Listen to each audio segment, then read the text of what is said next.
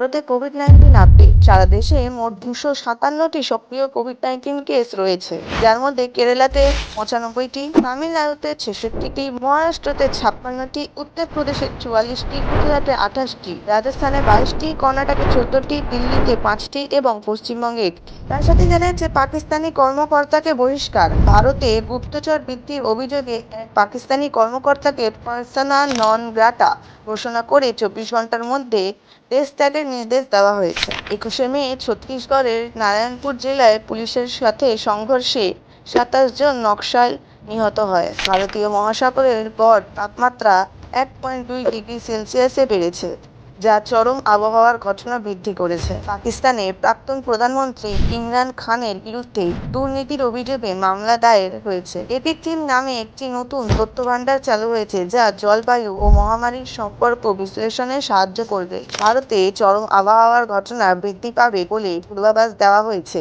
যার মধ্যে রয়েছে তাপপ্রবাহ, খরা ও ঘূর্ণিঝড়। আগামী সপ্তাহে বঙ্গোপসাগরের নিম্নচাপের কারণে কলকাতায় প্রাক মৌসুমী বৃষ্টির সম্ভাবনা রয়েছে। এই ছিল আজকের মুখ্য সমাচার।